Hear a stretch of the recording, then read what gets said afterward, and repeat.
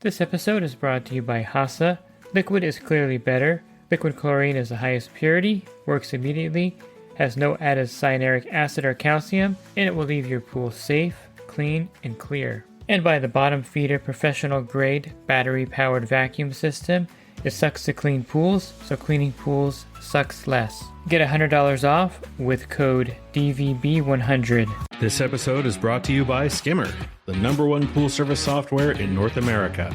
With Skimmer, you can streamline your schedule, grow your revenue, and keep your customers coming back with 5-star service. Whether you're a one-person operation or an established team, Skimmer is your partner in success. Visit getskimmer.com/poolguy to try Skimmer for free for 30 days. The Pool Guy Podcast Show. The Pool Guy Podcast Show. The Pool Guy Podcast Show.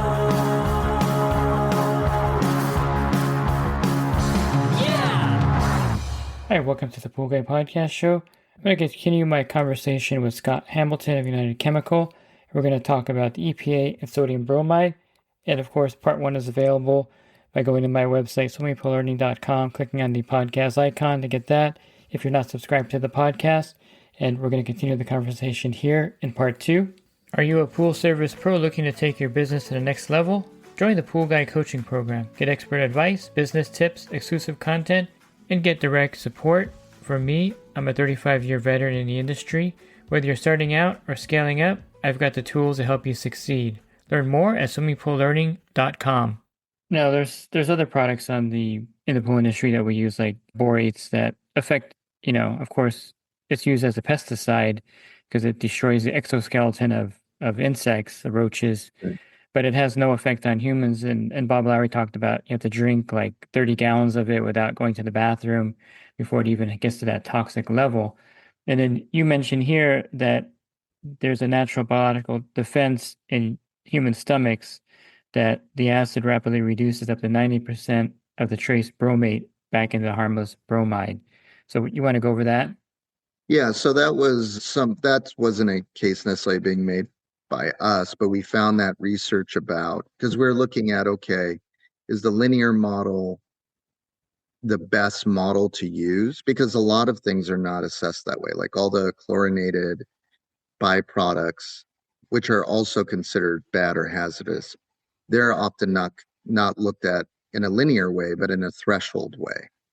So we said, okay, is there any studies about that on bromate and bromine? And yes, and there was one that talked about stomach acid, which makes sense.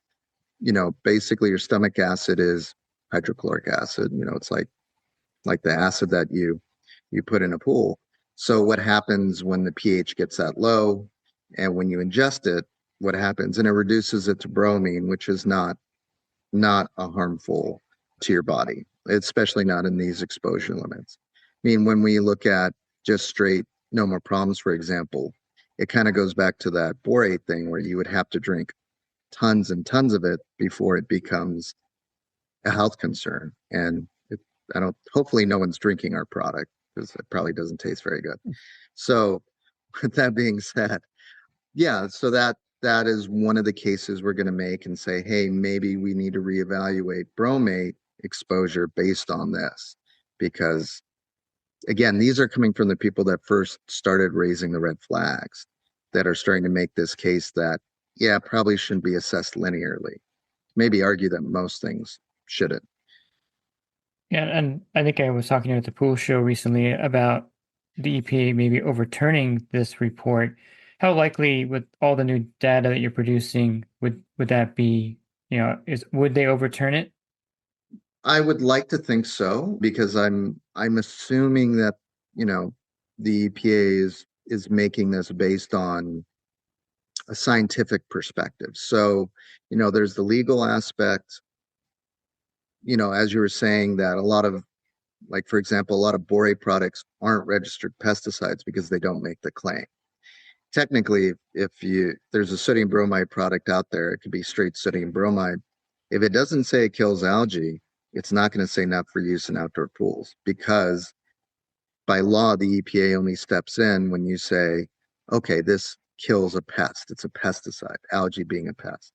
So that's not a suggestion necessarily that manufacturers turn to that, they can still come back and say, it doesn't matter if you don't say. But strictly speaking, from a legal standpoint, that's where they derive, let's say, their authority.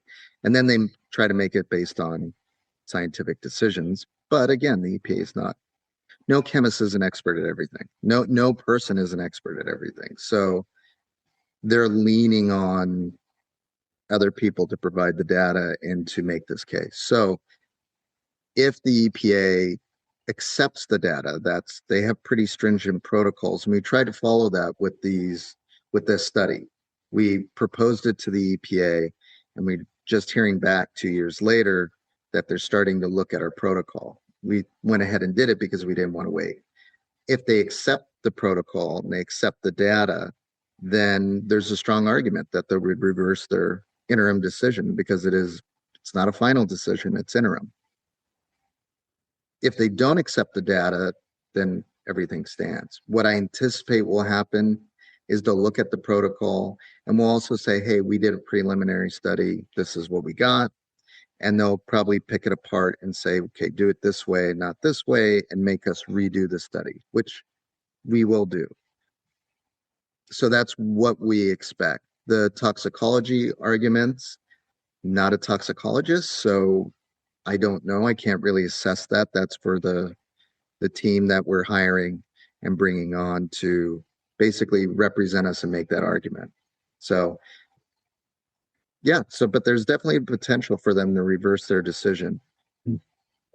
Otherwise, if this was hopeless, we wouldn't be investing all the money and the time in trying to do this, at least this way, the scientific route. So It's interesting that you mentioned manufacturers removing the fact that their product kills algae.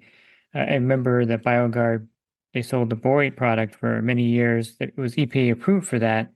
And for some reason, they removed that from their label and they no longer even consider their product any kind of algicide. I guess they were having trouble with that particular thing. And I think the phosphate removers also have never tried to, even though they kind of are. I mean, I can't really say they're an algicide either because it's not what they're EPA approved for, but right. they've never put that on their label either. And they're used widely in the industry without being labeled for what they actually do. That makes Yes. sense. Yeah. So and again,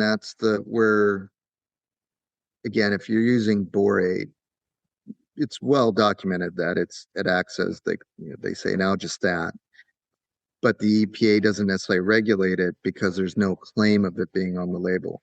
I don't know why you said it was BioGuard Yeah. that took it off. Yeah, it could have been that they just wanted to save on the fees. So for our EPA, so you pay federal EPA fees and then you pay fees to each state, and they can vary, California being the most expensive.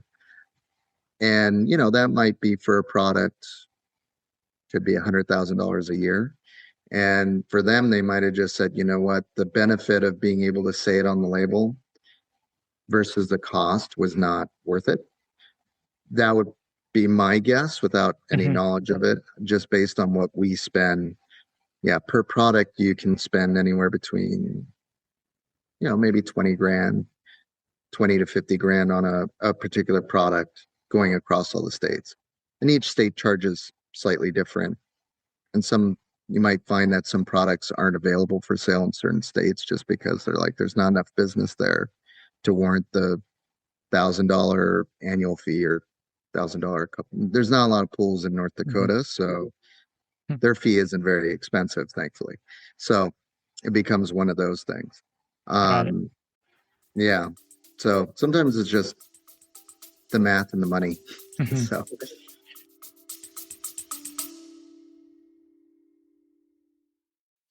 And the Pool Guy Podcast Show has teamed up with UPA to bring you affordable, reliable liability insurance starting at just $64 a month. Get up to $2 million in coverage, and the members of my coaching group get an even lower rate. Protect your business and your peace of mind. Sign up with UPA today by clicking the link in the podcast description.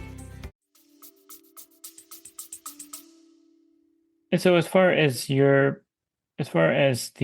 fear of this EPA report, I know when it first came out, pool guys were texting me saying, "Hey, I went to Superior Pool Products and They pulled all the sodium bromide off the shelves. What's going on here? Is this super dangerous? And I've been using it for all these years.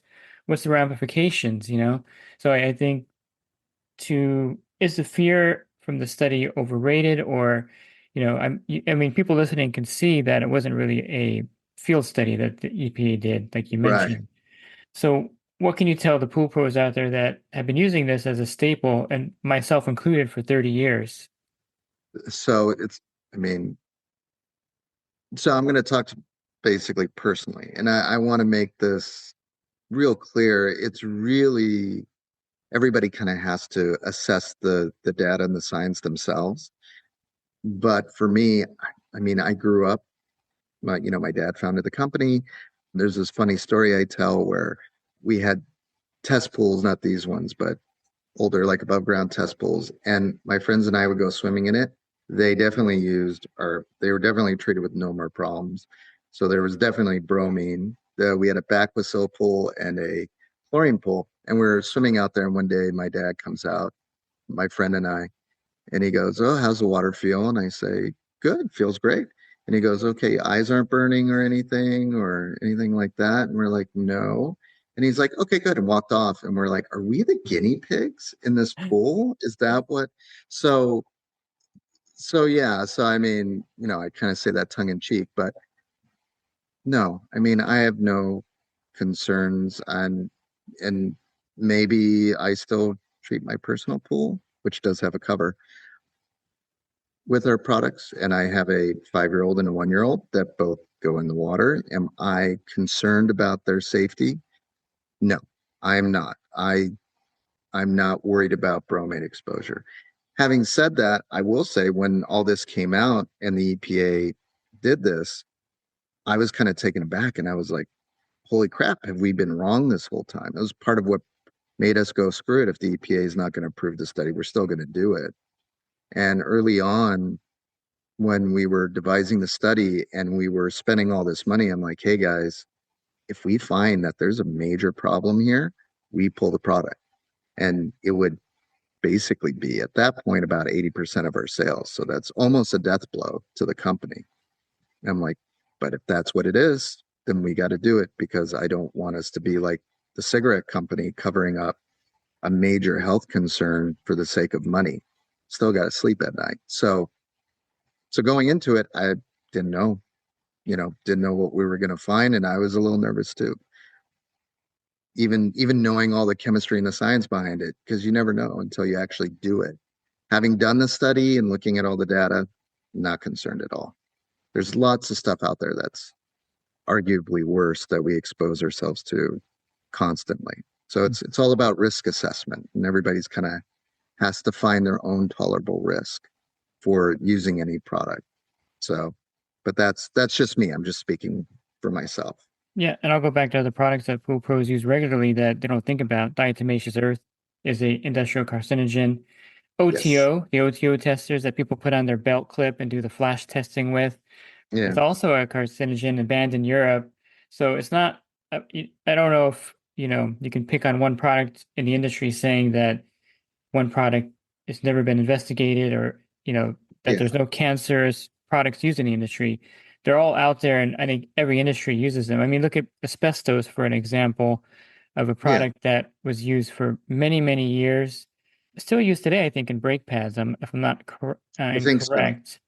They might Um, they might be moving away from that, but last time I was aware of, because I'm in the cars too, that asbestos is still used. I'll tell you a funny story. I have a repair guy that I used to use, and whenever there was an old heater, he'd be like, "Don't throw it away. I need to take out the asbestos panels in there because potters, people that make pottery, like me to Yeah. sell that to them." So I don't know if you've ever seen an old heater, but those old gigantic heaters, inside those heaters are 4 asbestos panels, basically. Right.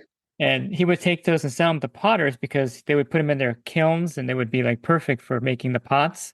Oh, And so this is not something in the industry where, you know, we have not been at fault for using products that are definitely hazardous. yeah. But I would say that in this case, after talking to you and reading the study and looking at some of the points from the study, I really feel like there's a good chance that the EPA can reverse this? I mean, it's possible. I mean, again, it's all about, again, risk tolerance from the EPA's perspective too. So because, they don't want to be liable for something, and again, they don't know. We it's very, and I don't, again, not a huge fan, but I don't want to vilify them. They don't know. They're basing it upon us industry experts and everything, and everybody. The joke is, in the pool industry, you talk to 10 people, you get 11 different opinions. They also have to wade through that, and there's competitors that are probably like, hey, it would be really good if sodium bromide's not for outdoor pool use, creates an opportunity for our product. They're also having to navigate that, so I want to give them at least some benefit of the doubt.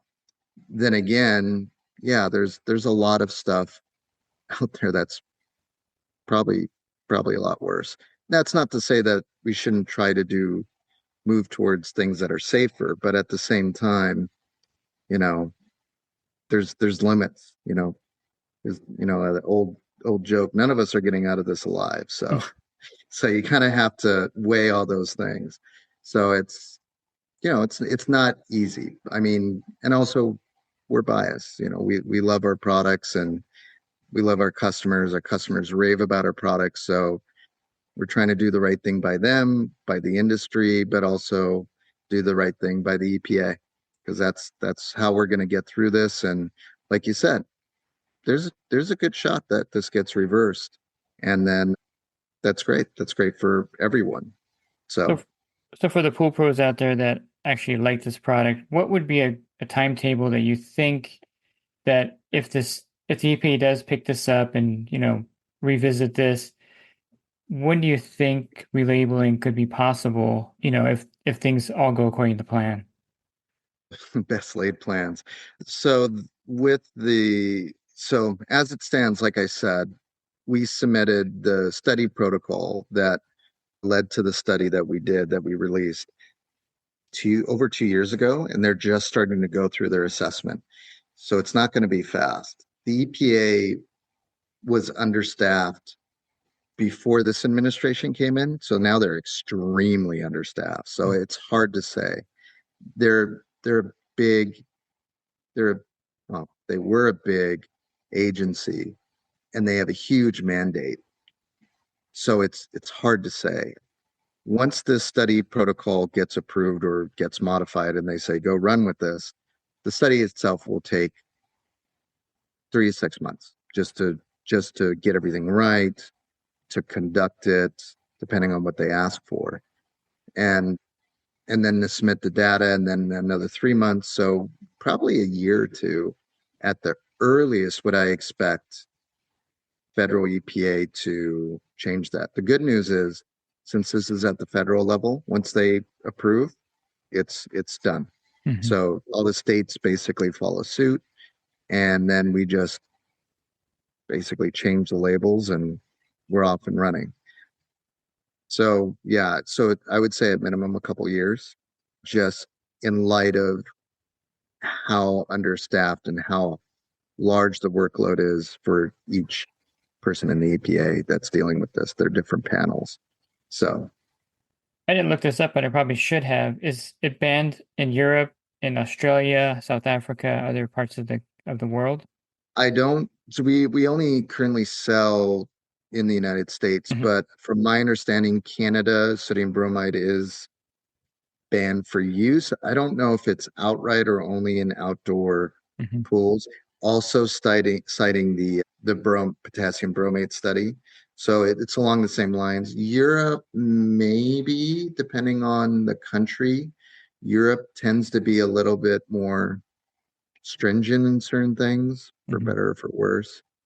Potassium bromate, I think, is basically banned in for use in baking in Europe, not in the US, although it's heavily discouraged based on the same study. Hmm. So I don't know. I'd have to look up country by country. I don't think Australia, though, but Mhm. I would have to check. Well, Australia was a prison camp, and they were kind of like very very easygoing over there. Yeah, they got so many things they're trying to kill them already. I mean, the animals alone that they're probably like, yeah, we don't care about this. Right? It's funny. I had a I have a friend, a company in Australia that I've had relationship with. Creepy Crawly Australia is the name of the company. Okay. There's a long story behind the whole Creepy Crawly US and Australia. And he said, Australians, I don't know, Americans are weird because in Australia, we sell our cleaners door to door. We go to the house, we go in the backyard, we actually go in their house and it said here in America, I heard that if you're a door-to-door salesman, they call the police on you and they slam the door on you. It's like in Australia, they just let us right into the house. We go into their pool. So it's a whole different country than here, that's for Yeah, sure. yeah, I don't know when the last time it's you let a definitely a different culture. when was the last time you let a door-to-door salesman in your house, you know? Yeah, I didn't usually call the cops on them. I'd usually just do the thing of like, okay, I'm going to charge you by the minute to pitch your thing. It better be good. But yeah, never call the police on them. That That's seems funny. pretty wild. Yeah, it's so I think we covered most everything here, and I had some points in the study, but I think people can read the study. It's 21 pages. In fact, what I'll do is I will put the study in a Google folder and link it to this podcast here so that people can Absolutely. actually download and read it. It's actually a good read. It's not anything that is going to hurt your head too much. I mean, I've read some of these scientific papers before, and it's, you have to be a chemist to figure it out. But just the bullet Yeah. points that we covered here, I think shows the Pool Pro that yes, the EPA has come down on the other side of sodium bromine use, but it's kind of contradictory in my opinion because of the hot tub usage still, Yeah. and the way they did the report doesn't seem as thorough as it should have been. I mean, I'm sure there's a lot of products that they probably could investigate out there. There's some things that I see in the industry, and I'm like, is that really safe? I mean, has anyone ever studied this?